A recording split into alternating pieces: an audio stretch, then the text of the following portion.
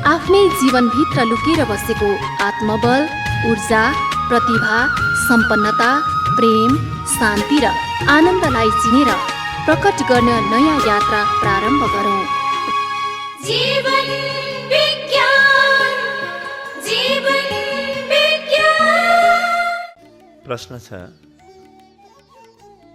ईश्वर भगवान परमात्मा गॉड, खुदा, अल्लाह यी सबै एकै हुन् कि अलग अलग छन्? यो सबै मान्छेको मनमा उठ्ने प्रश्न हो। जसले पनि आफ्नो विषयमा केही चिन्तन गर्न थाल्यो, जसले पनि सृष्टिको मूल तत्त्व के होला त्यसको विषयमा चिन्तन गर्न थाल्यो, ऊ कहीँ न कहीँ कुनै न कुनै धार्मिक वा आध्यात्मिक सङ्घ संस्था सम्प्रदायसँग गएर ठोकिन पुग्यो। र मान्छे जहाँ पनि जान्छन् विभिन्न नामहरू प्रयोग भएका छन्। कसैले भन्छन् यो त्यो ईश्वर हो, कसैले भन्छन् होइन त्यो ईश्वर होइन त्यो परमात्मा हो, कसैले भन्छन् त्यो पूर्ण ब्रह्म हो, कसैले भन्छन् ब्रह्म हो, कसैले भन्छन् त्यो देवी देवताको रूपमा अनुभवमा आउँछ। त यो त यहाँको कथा भयो। इसाईहरू भन्छन् गॉड, अनि इस्लाम भन्छ खुदा वा अल्लाह। अब यति धेरै नामहरू छन्। ती नामहरूको पछाडि अर्थ के हो? कि यी सबै एकै हुन् कि यी सबै अलग हुन्? यो प्रश्न हाम्रो मनमा उठ्नु अत्यन्तै स्वाभाविक कुरा हो। तपाईँको मनमा पनि जुन उठेको छ यो पनि अत्यन्तै प्राकृतिक कुरा हो। त के यी फरक छन् वा एकै छ? सबैभन्दा पहिले हामीले के बुझ्नुपर्छ भने ईश्वर वा परमात्मा अलग अलग हुन सक्दैन। उसको तह पनि अलग हुन सक्दैन। यदि मैले भन्दछु कि तिमीले जानेको ईश्वर अलि तलको ईश्वर हो, मैले जानेको ईश्वर अलि माथिको हो, अक्षरातीत परम ब्रह्म चाहिँ सबभन्दा माथिको हो, पूर्ण ब्रह्म सबैभन्दा माथिको हो, त मैले साधारण जीवनको जुन यथार्थ हो, जीवनको जुन सत्य हो, त्यो सत्य पनि मैले बुझेको छैन। त्यो सत्य के हो भने जुनसुकै नामले म पुकारौँ त्यो शक्ति, त्यो मूल तत्त्व, त्यो प्रेम तत्त्व, त्यो आनन्द तत्त्व, त्यो दुई हुनै सक्दैन। किनभने त्यो विभक्त हुनै जानेकै छैन। त्यो त एउटा बालुवाको कणदेखि लिएर, एउटा पातदेखि लिएर, किरा भुसुनादेखि लिएर, मनुष्यदेखि लिएर सारा ब्रह्माण्डभरि एक रहेर व्याप्त छ। त्यो अनेक छँदै छैन। त्यो एक रहेर व्याप्त छ। त्यो एक रहेर व्याप्त छ भने मैले त्यसलाई जुनसुकै नामले पुकारौँ त्यसले के फरक पर्छ? तर फरक पर्छ। कसलाई फरक पर्छ? जसले धर्मको व्यापार गर्छ उसलाई फरक पर्छ। अब म धर्मको व्यापार गर्छु भने म भन्छु तपाईँले जानेको परमात्मा ठिक होइन, मैले जानेको ईश्वर त्योभन्दा ठुलो हो। वा मैले भन्छु तपाईँको धर्ममा त ईश्वर मात्रै भनिएको छ, परमेश्वर ठुलो। कहाँ ईश्वर मात्रै? ईश्वरमा त ईश्वर मात्रै शब्द छ, परमेश्वरमा त परम पनि थपेको छ। यो मेरो भगवान चाहिँ सबैभन्दा ठुलो भगवान हो। यसले मात्रै तपाईँलाई मुक्ति दिन्छ। र यसले मात्रै मुक्ति दिने हुनाले त्यो भगवानको ठेकेदार म हुँ। म ठेकेदार भएको हुनाले अब तपाईँ मेरो पछि लाग्नुभयो भने मात्रै तपाईँले त्यो परमेश्वर पाउनुहुन्छ, होइन भने पाउनुहुन्न। तपाईँलाई झुक्याउने छन् सबैले। म यस्ता प्रकारको वक्तव्य जारी गर्न थाल्नेछु। कतिले त अझ के भन्छन्, विभिन्न तह बनाएर 12वटा 15वटा तह बनाएर यी तहहरू, यी सबै 14 तहसम्म चाहिँ तलका अरू धर्म सम्प्रदायका पुग्छन्। यो 15औं तहको चाहिँ मेरो भगवान मात्रै पुग्छ। यो के हो? यो शोषणको अत्यन्तै पुरातन तरिका हो। हजारौं वर्षदेखि मनुष्यको भावनाको शोषण यसै प्रकारले गरिएको छ। अब यो भयो भने मान्छेको मनमा अत्यन्तै ठुलो लोभ जन्मिन्छ। ओहो, यत्रो ठुलो भगवान! र त्यो लोभको बुई चढेर जसलाई लोभको बलमा केही पाउनु छ उसलाई हेरेर, उसलाई दुरुपयोग गरेर आफ्नो लोभको दुनो सोझाउन सजिलो हुन्छ। यदि तपाईँलाई मैले लोभमा पारेँ भने त्यो लोभको लागि तपाईँले केही रकम लगानी गर्न थाल्नुहुन्छ, त्यो लगानीको मैले फाइदा उठाउन सक्छु। र यसले सम्पूर्ण मनुष्यको अहित भएको छ। किनभने यहाँ कुनै पनि व्यक्तिले भगवानको विषयमा वा ईश्वर परमात्माको विषयमा कुनै पनि वक्तव्य कहिले पनि जारी गर्न सक्दैन। हरेक वक्तव्य मनुष्यको विषयमा हुन्छ। मैले त्यसलाई विभक्त बनाएँ, मैले त्यसलाई भाग लगाएँ भने मेरो मनभित्र भाग रहेछ अलग अलग भन्ने बुझिन्छ। मैले भने तेरो भगवान सानो, मेरो भगवान ठुलो, त मेरो मनमा द्वन्द्व रहेछ भन्ने बुझिन्छ। भगवानको बारेमा कुनै पनि वक्तव्य हुँदैन। मैले भने मेरो भगवान त मूर्तिमा बस्छ, तेरो भगवान कहाँ बस्छ, त मैले आफ्नै भगवानलाई सिमाना लगाइरहेको हुन्छु। मैले अर्कोतिर भने मेरो भगवान त निराकार छ। निराकार भएन सबै ठाउँमा अट्छ। आकार सहितको भयो, रूपरेखा सहितको भयो भने त कहीँ पनि अट्दैन। त्यसकारणले मेरो भगवान ठुलो, निराकार भगवान ठुलो मैले भन्ने बित्तिकै अब मैले यो पुरै ब्रह्माण्ड, यो सकल सृष्टि जुन कहीँ पनि भेदमा टुटेको छैन, अभेद छ, त्यसलाई मैले खण्ड खण्डमा तोडेँ। मैले भने निराकार बराबरको चाहिँ भगवान हो, साकार होइन। अब व्यक्तिभित्र एउटा नयाँ द्वन्द्व पैदा भयो। अब यो द्वन्द्व उसले कहिलेसम्म बिहोर्ने हो? मैले भने मूर्तिमा भगवान हुँदैनन्, मूर्ति बाहेकमा भगवान हुन्छन्। त तपाईँ मूर्ति भत्काउन हिँड्नुहुनेछ। मैले भने कि मूर्तिमा मात्रै भगवान हुन्छन्, मूर्तिमा बाहेक भगवान हुँदैनन्। त तपाईँ अरू कुनै पनि ठाउँमा भगवान देख्न नसकेर केही मूर्तिमा मात्रै देख्न सक्नुहुनेछ, फेरि तपाईँ साँघुरिनु हुनेछ। मान्छेलाई साँघुरो बनाउने वक्तव्यहरू मात्रै हुने नि।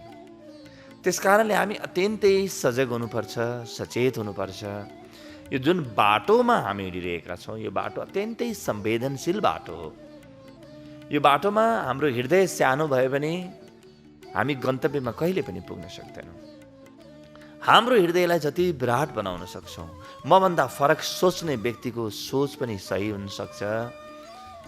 अरूले जे भनिरहेका छन् त्यसमा पनि गहिरो सत्य हुनसक्छ, मेरो मात्रै कुरा सत्य नहुन सक्छ भन्ने हृदयको खुलापनलाई लिएर हिँड्यौँ भने मात्रै हामी अन्तिम गन्तव्यसम्म पुग्न सक्छौँ।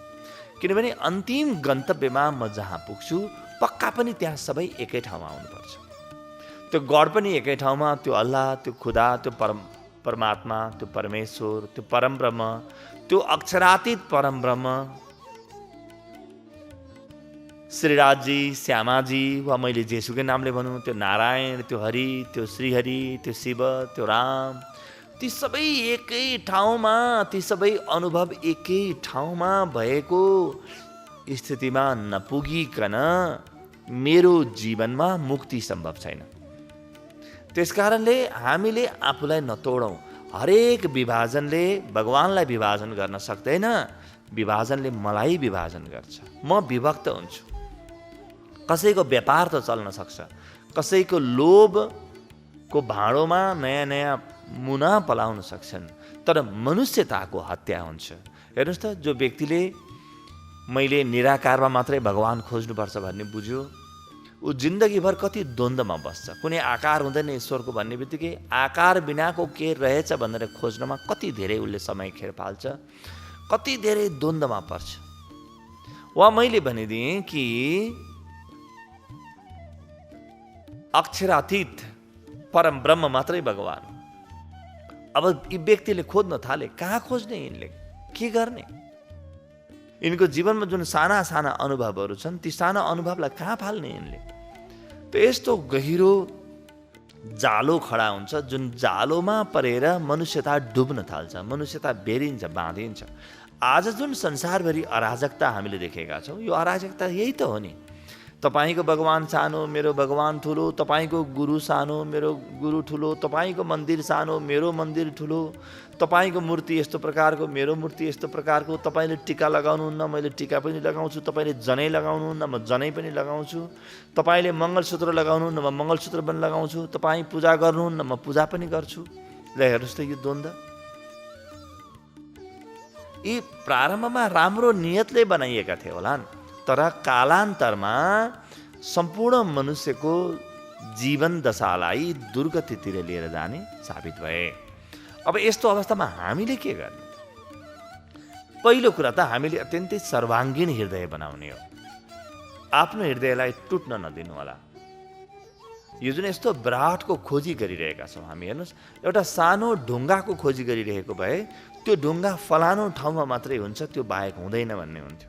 एउटा कुनै बिरुवाको मैले खोजी गरेको भए त्यो बिरुवा अरू बिरुवासँग मिल्दैन है, त्यो बिरुवाको प्रजाति फरक हो, त्यो सानो खाले हुन्छ, त्यसका पातहरू यो आकारका हुन्छन्, यति अग्लो हुन्छ, यति होचो हुन्छ भनेर मैले कुनै त्यसको हुलिया बताउन सक्थेँ एउटा बिरुवा खोजेको भए। अथवा कुनै एउटा व्यक्तिको खोजी भएको भए यी सबै व्यक्तिसँग अनुहार मिल्दैन है, यसको अनुहार चाहिँ यस्तो हुन्छ, मैले त्यसको तस्बिर पनि उतार्न सक्थेँ, त्यसको नाक नक्सा पनि म बताउन सक्थेँ, उसको हुलिया पनि म बताउन सक्थेँ। वा कुनै एउटा देशको खोजी भए पनि म गर्न सक्थेँ, एउटा ग्रहको खोजी भए पनि त्यो ग्रहको विषयमा मेरो मनमा केही रूपरेखा बनाएर त्यो ग्रहको खोजीमा म निस्किन्थेँ। तर भगवानको खोजी भनेको के हो? कुनै एउटा बिरुवाको खोजी होइन, कुनै एउटा ढुङ्गाको, कुनै एउटा मान्छेको, कुनै एउटा विशेष आकारवाला कुनै वस्तुको खोजी होइन, कुनै एउटा ग्रहको नक्षत्रको खोजी पनि होइन। यस्तो खोजी हो जहाँ सबै एकै ठाउँमा आएका छन्। यस्तो बिरुवा हो जहाँ संसारका सबै बिरुवा अटाउँछन् र त्यही बिरुवाभित्र पानी पनि अटाउँछ, त्यही बिरुवाभित्र ढुङ्गो माटो सबै अटाउँछ, ग्रह नक्षत्र तारा सबै अटाउँछन्। त मैले एउटा निश्चित नाक नक्सा लिएर हिँडेँ भने म जिन्दगीमा कति फसौँला। त्यस कारणले म जब मेरो जीवनको आत्यन्तिक अवस्थामा पुग्छु, अध्यात्मको खोजको अन्तिम सगरमाथामा पुग्छु, त्यतिखेर संसारका सबै अनुभवहरू म भित्र आइसक्छन्। आजसम्म जतिले पनि अनुभव गरे, भगवान कृष्णले अनुभव गर्नुभयो, भगवान रामले अनुभव गर्नुभयो, भगवान बुद्धले गर्नुभयो, भगवान ईसा मसीहले गर्नुभयो, भगवान हजरत मोहम्मदले गर्नुभयो, जसले जसले जहाँ जहाँबाट गर्नुभयो ती सबै अनुभवहरू मेरो जीवनका अङ्ग बन्न आउनेछन्। यो हो बाटो। त आफू सर्वाङ्गीण बनौँ, अत्यन्तै ठुलो हृदय लिएर हामी अगाडि बढौँ। दोस्रो महत्त्वपूर्ण कुरा के हो भने हामीले आफ्नो साधनाको दौरानमा आएका साना साना अनुभवलाई पनि मूल्य दियौँ। मैले कुनै कुरा देखेँ, कुनै कुरा अनुभव गरेँ, आज थोरै प्रेम अनुभव गरेँ, थोरै पनि शान्ति अनुभव गरेँ, थोरै ऊर्जा, थोरै प्रकाशको अनुभव गरेँ पनि यो अत्यन्तै मूल्यवान अनुभव हो। त्यो अनुभवलाई, आफ्नो जीवनमा आएको अनुभवलाई इन्कार नगरौँ, नकार नगरौँ, त्यसलाई स्वीकार गरौँ, त्यसप्रति अनुग्रहले भरियौँ ताकि अरू अनुभवको बाटो खुलोस्। मेरो जीवनमा यो आएको अनुभव यो त केही पनि होइन, भगवान त यस्ता हुन्छन्, चार हात भएका हुन्छन्, वा हातमा धनुष बाण लिएका हुन्छन्, वा भगवान त एक्लै हिँड्ने हुन्छन्, वा भगवान त यो नाक नक्साका हुन्छन् भनेर मैले कुनै एउटा आकार बनाएर हिँडेको छु भने मेरो जीवनमा आएका अद्भुत अनुभवहरू पनि काम गर्न नसक्ने हुन्छन्। मैले हातमा आएका सारा सम्पत्ति फालिदिन्छु र मसँग अन्ततोगत्वा केही पनि बच्ने छैन, म टुट्ने छु। त्यस कारणले आफ्ना अनुभवहरूमा जाउँ, अनुभव बाहेक अरू कुरालाई प्रमाण नमानौँ। मेरो अनुभव यस्तो भइरहेको छ, म यही बाटो हिँड्छु, अब अरूको बहकाउमा नआऊ, लहैमा नआऊ। गुरुले भने पनि, शास्त्रले भने पनि त्योभन्दा पनि ठुलो कुरा मेरो जीवनको अनुभव हो भन्ने कुरालाई मानौँ। किनभने अन्ततोगत्वा त शास्त्रले भनेकै भए पनि, ठुला अवतार पुरुषहरूले, गुरुले भनेकै भए पनि मेरो जीवनमा भगवानको अनुभव नभइकन ती कागजी भगवानले केही पनि गर्दैन। न गडले केही गर्छन्, न अल्लाहले, न खुदाले केही गर्छन्, न परमात्मा, न परमेश्वर, न नारायण, कसैले पनि केही गर्दैन। त्यो सबै कागजी हुन्। जबसम्म मेरो अनुभव बन्दैन तबसम्म मैले कुनै पनि कुराको लाभ उठाउन सक्दिनँ। हो, परमात्मा परम दयालु छन्, परम कृपालु छन्, आनन्दका महासागर छन्, यो सत्य हो। तर मेरो अनुभव छैन भने त्यो के गर्ने मैले? त्यस कारणले बेकारका यी सैद्धान्तिक बहसमा नफसौँ, आफ्नो अनुभवलाई प्रमाण मानौँ। र जबसम्म म पुग्दिनँ तबसम्म कसले भनेको सही हो मलाई थाहा छैन भनिदियो। मलाई थाहा छैन, म आफू पुगेर हेर्छु नि त, म पुग्छु त्यहाँ।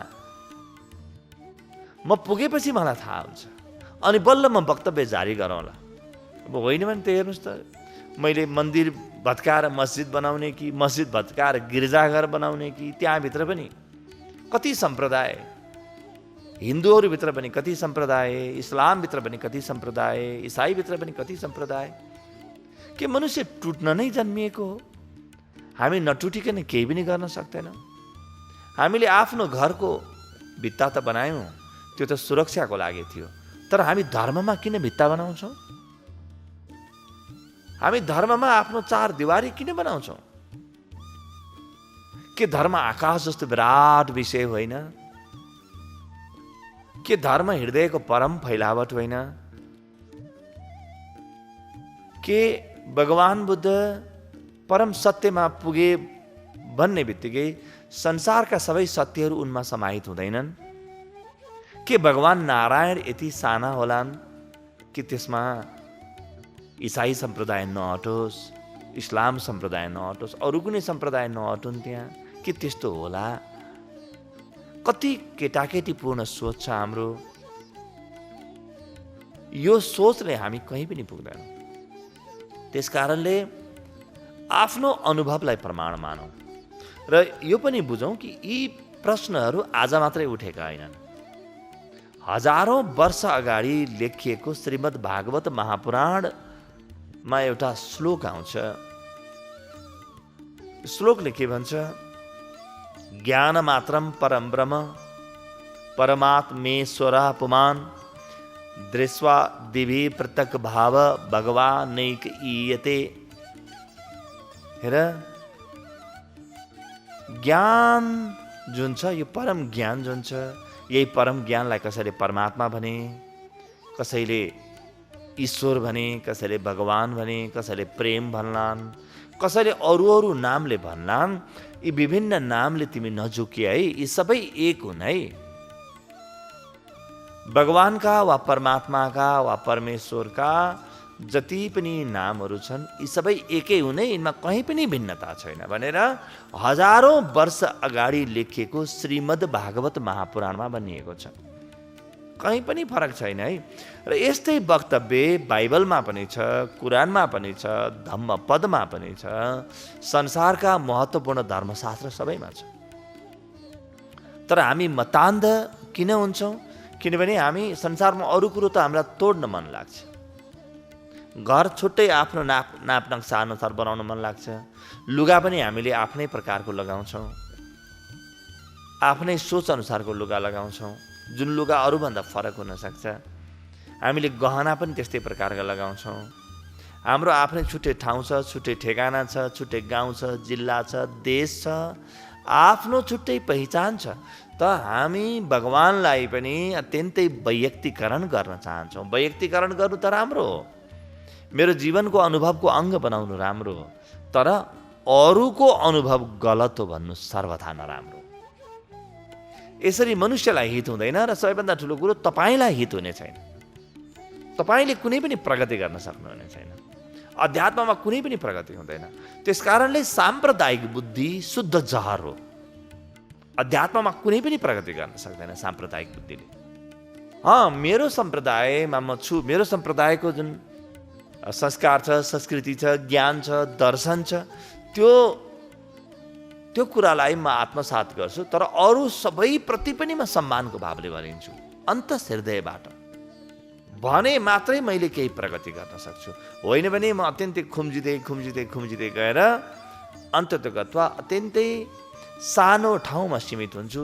मेरो हृदय जुन विराट बन्नुपर्ने हो, मेरो हृदयमा साक्षात् भगवान पनि अट्नुपर्ने हो, मनुष्य पनि अटाउन छोड्छ। फरक सोच्ने मान्छे पनि मेरो हृदयमा अटाउन छोड्छ। त जब मान्छे नै अटेनन् भने अरू को अट्छ? केही समय अगाडि चितवनमा एउटा घरमा हामी गएका थियौँ। त्यहाँ एकजना मित्रले भन्दै हुनुहुन्थ्यो कि यो घरमा बडो अचम्मको घटना घटेको छ। के त भन्दा 4वटा अलग अलग सम्प्रदायका सदस्य छन् यो घरका, परिवारका सदस्यहरू 4वटा अलग अलग सम्प्रदाय। र त्यो मात्रै होइन, एउटै परिवारमा 3वटा चुल्हा बल्छ, 3 ठाउँमा भोजन पाक्छ, किनभने एउटाले छोएको अर्काले खाँदैन। पानी बारबारको अवस्था छ। र एकजना मित्रले भन्दै हुनुहुन्थ्यो कि वर्षौंसम्म यिनीहरू बोलेनन् एकअर्कासँग, त्यस्तो अवस्था छ। कसरी टुट्यो यो मनुष्य? के धर्मले जोड्नुपर्ने होइन?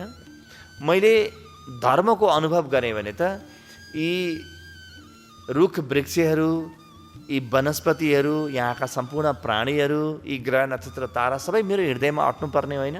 अहम ब्रह्मास्मि भनेको के हो? सर्व खलमिदम ब्रह्म भनेको के हो? भगवान भनेको के हो? परमात्मा भनेको के हो? यी सबै अट्नुपर्ने होइन त? मेरै परिवारका सदस्यहरू कसरी अटेनन्? मेरै साथीभाइहरू कसरी अटेनन् मेरो हृदयमा? कसरी म एकाङ्गी भएँ? कसरी म आफू मात्रै ठुलो, अरूले गरेको सबै कुरो सानो भन्ने बने? पक्का पनि केही मूलभूत गल्ती भएको छ। र यो गल्ती आज मात्रै होइन, महाभारतमा पनि यस्ता दर्जनौं उदाहरण छन् जहाँ व्यक्तिहरू साँगुरिँदै गएका थिए र ऋषिहरूले, गुरुहरूले प्रयास गरे कि सबै एक ठाउँमा आउन, जोडियोन्। त्यसकारणले पृथ्वीमा बार बार सद्गुरुको खाँचो हुन्छ। गुरुहरूले जो आफूभित्र ईश्वरको अनुभव गरिसक्यो, ती गुरुहरूले हामी सबैलाई जोड्ने छन्, हामीलाई तोड्ने छैनन्। र सबै एक हो भन्ने छन्, हामीलाई बार बार सम्झाउने छन्, हामीलाई बार बार बुझाउने छन्। सबै अनुभवहरू एक हुन्। प्रारम्भमा तपाईँको अनुभवसँग मेरो अनुभव नमिल्ला, तर अन्ततोगत्वा यी सबै एकै ठाउँमा आउँछन् है, यी कहीँ पनि भिन्न छैनन्। त्यसकारणले यहाँ भएका अमूल्य निधिहरू सबै हाम्रा निधिहरू हुन् भन्ने बुझाउने छन्। हामीलाई त्यस्तो व्यक्ति चाहिएको छ जसले हामीलाई जोड्न सक्छ। हामीलाई त्यस्तो व्यक्ति चाहिएको जसले हाम्रो हृदयलाई विराट बनाउँछ र हाम्रो हृदयमा सबैलाई अट्न सक्ने ठुलो खाली ठाउँको, खुला आकाशको निर्माण गर्छ। हामीलाई त्यस्तो व्यक्ति चाहिएको छ जसले सम्पूर्ण मनुष्यताको अनुभवबाट सिकेर सबैलाई सिकाउन सकोस्। हामीलाई त्यस्तो व्यक्ति चाहिएको छ जसले हरेक धर्म सम्प्रदायको गहिरो प्रयोगलाई बुझेको होस्, गुरुहरूको आन्तरिक रहस्यलाई बुझेको होस्, धर्मशास्त्रको रहस्यलाई बुझेको होस्। यी सबै एकै हुन् भनेर बाहिर सतही रूपमा भन्ने मात्रै होइन, कुनै संयोजन गर्ने, सकारात्मक भाव राख्नुपर्छ भन्ने मात्रै होइन, यो त सतही कुरा हो। त्यसको अन्तर्यलाई बुझेर, त्यसको भित्री सारलाई बुझेर सबैलाई बुझाउन सक्ने, ताकि एउटा नयाँ मनुष्यको जन्म होस् जसको हृदय अत्यन्तै विराट छ। त्यस्तो मनुष्यको जन्म हुन सक्ने ज्ञानको खाँचो छ, त्यस्तो व्यक्तिको खाँचो छ हामीलाई। यो पृथ्वीमा 3000 भन्दा बढी सम्प्रदायहरू छन्। ठुला ठुला सम्प्रदायको कुरा गर्दैछु। त्यसमध्ये 30वटा भन्दा बढी त अत्यन्तै ठुला ठुला सम्प्रदायहरू छन्। अब हामीलाई त्यस्तो कोही व्यक्ति चाहिएको छ जसले सबैलाई जोडोस्, सबैको साधना पद्धति हामीलाई बुझाइदियोस् र एकै थलोमा सबै प्रयोगहरू पनि गराउन सकोस्, ताकि सम्पूर्ण मनुष्यता मेरै हो भन्न सक्ने हृदय भएका नयाँ मनुष्यहरूको जन्म होस्। र त्यो हामी आफू बन्नुपर्छ। अरू कोही आउला यस्तो भनेर हामीले पर्खेर बस्नु हुँदैन। म आफू बन्नुपर्छ। मेरो बुद्धि साम्प्रदायिक भएको छ भने, मेरो बुद्धि यो हो यो होइन भन्ने खाले भएको छ भने, त्यो बुद्धिबाट म मुक्त हुँ।